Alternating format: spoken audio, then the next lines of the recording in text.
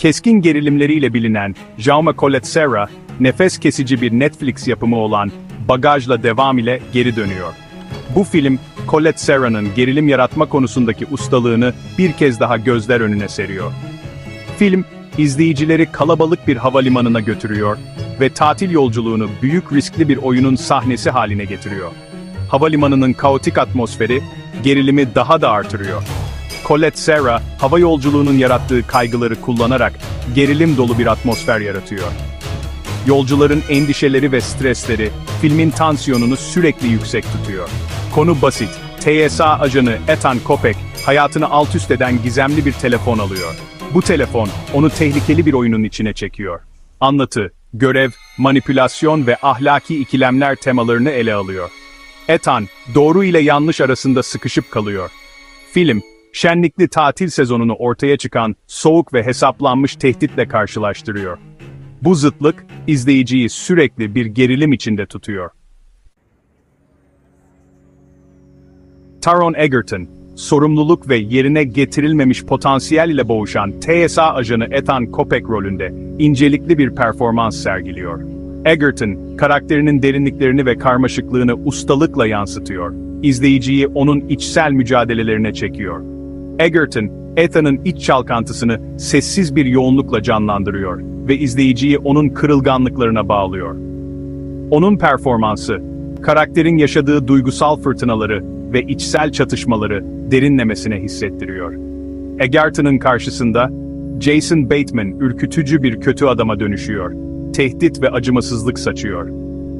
Bateman, karakterinin karanlık ve soğuk doğasını mükemmel bir şekilde yansıtıyor. Egerton ve Bateman arasındaki dinamik elektrikli sahneleri gerilimle çatırdıyor. İkili arasındaki her karşılaşma, izleyiciyi koltuğunun kenarına itiyor. Film, Ethan'ın mücadelelerini Bateman'ın soğuk ve hesapçı doğasıyla karşılaştıran bu kişilik çatışmasından besleniyor. Bu çatışma, hikayenin merkezinde yer alıyor ve izleyiciyi derinlemesine etkiliyor. Bagajla Devam, Noel arifesinde geçiyor ve ailenin bir aradalığını artan gerilimle karşılaştırıyor. Yolcular varış noktalarına koştururken, Ethan ölümcül bir oyunun içinde kalıyor ve riskler her an artıyor. Konu, amansızca takip edilen gizemli bir yolcu ve bir pakete dayanıyor. Collet-Serra, tanıdık havalimanı mekanlarını gerilim arenalarına dönüştürüyor ve filmin gerilimini artırıyor. Bagajla Devam, ahlaki uzlaşmayı ve olağanüstü durumlarda yaptığımız seçimleri ele alıyor. Bu hikaye, sıradan bir adamın olağanüstü bir durumda nasıl tepki verdiğini inceliyor. Olağanüstü bir durumda sıradan bir adam olan Ethan, ahlakın gri alanlarıyla yüzleşiyor. Ethan, her gün karşılaştığımız küçük seçimlerin bile büyük sonuçlar doğurabileceğini öğreniyor. Giderek belirsizleşen seçimlerle karşı karşıya kalan Ethan, sadakatini, görevini ve ahlaki pusulasını sorguluyor. Bu süreçte kendi değerlerini ve inançlarını yeniden değerlendiriyor. Bu iç mücadele, Ethan'ı kusurları ve kırılganlıklarıyla ilişkilendirilebilir, etkileyici bir kahraman yapıyor. Onun hikayesi, izleyicilere kendi ahlaki sınırlarını sorgulama fırsatı veriyor. Tatil ortamı, Ethan'a eylemlerinin etkisini hatırlatarak riskleri artırıyor. Bu, onun için hem bir hatırlatma hem de bir uyarı işareti oluyor. Seçimleri sayısız hayatı etkileyebilir ve bu da onun üzerinde ağır bir yük oluşturuyor. Ethan, her kararın bir domino etkisi yaratabileceğini fark ediyor. Bagajla Devam, aksiyonu, entrikayı ve psikolojik gerilim unsurlarını harmanlayan bir gerilim şaheseri. Collet-Serra, gerilimi tırmandırıyor ve izleyicileri sonuna kadar diken üstünde tutuyor. Film, beklentileri alt üst ediyor ve izleyiciyi tahmin yürütmeye zorlayan sürprizler yapıyor. Havalimanı ortamı, filmin kendine özgü bir karakteri haline gelerek huzursuzluğu artırıyor. Dar çekimler, baş döndürücü kamera çalışması ve unutulmaz bir müzik, içsel bir deneyim yaratıyor. Gizemli yolcu, anlatı üzerinde uzun bir gölge düşürüyor ve amaçları gizemle örtülüyor.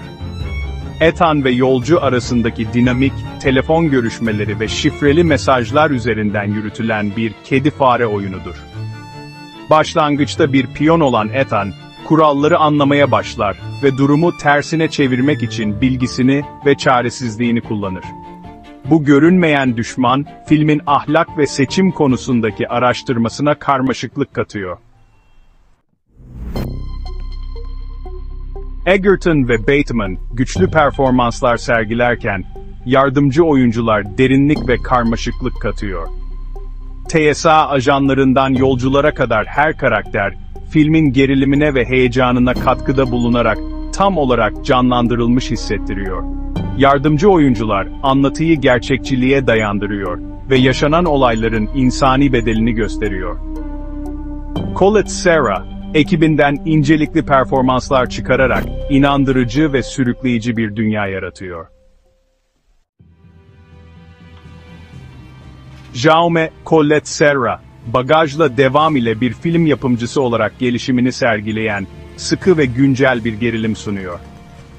Film, abartılı aksiyonu incelikli gerilim ve ahlaki belirsizlikle değiştiriyor. Gözetim, manipülasyon ve seçim temaları, karmaşık dünyamızda derin yankı uyandırıyor.